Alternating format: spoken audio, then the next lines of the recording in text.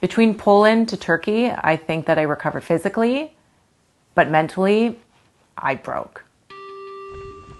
I think after Quebec, it was starting to get tough for me mentally just to prepare for each race, especially going into Lemkovina. Like, I had a solid 2 weeks where I couldn't even think about running leading up to the training camp. So I did a training camp, I went in refreshed to that, and it went well.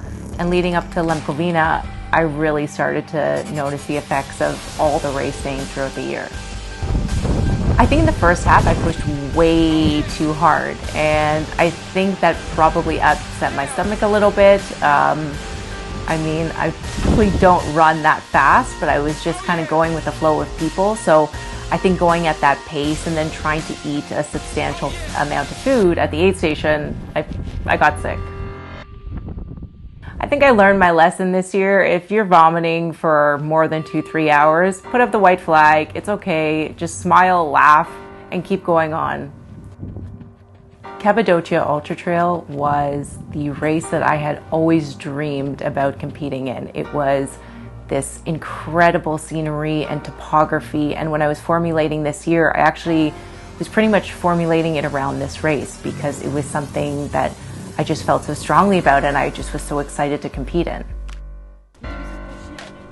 Mentally leading up to Cappadocia, it was very hard for me, and I didn't know how I was going to bring myself to the start of the race.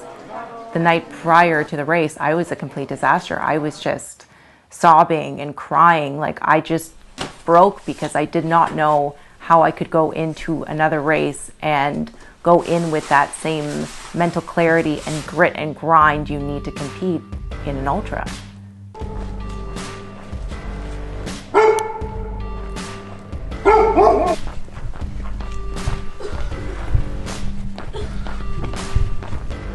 I mean, when you're competing so much and you put yourself at the start line every single month, after a while you start to lose yourself in a way and your fire gets extinguished. 2 races in a week is definitely not the smartest move. I just formulated it based on how my year was going.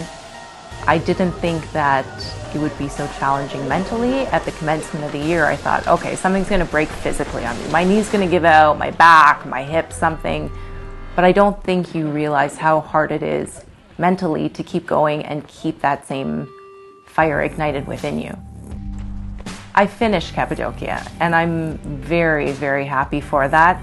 But I think it was easy to finish Cappadocia because you're just immersed by these incredible landscapes, and they're completely riveting, and it's just easy to find that little bit left of grit and grind that you need to finish. I think the most challenging part of the race was just to keep going. And I had to break it up into segments like you always do in an ultra. You can't think of it as a whole, oh my God, I'm running 120 kilometers.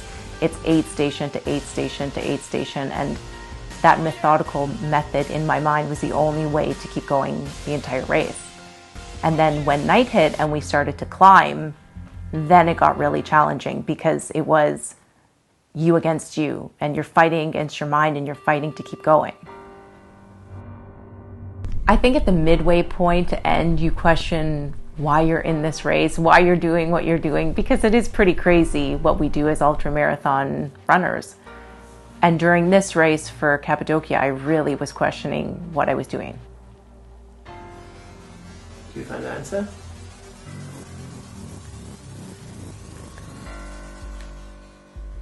No, I didn't.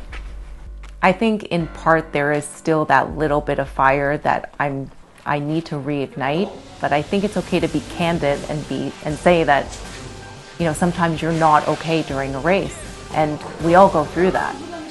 And it's just about taking the time off that you need to repair yourself to reignite that passion. So I decided to not compete in Cape Town because I need a solid 2-3 months off before going into a new year, new races. And I think that's the smartest move, just to recover mentally, physically, do other things that I enjoy, cooking, whatever it is, and just regroup, recenter, and go in fresh for Hong Kong.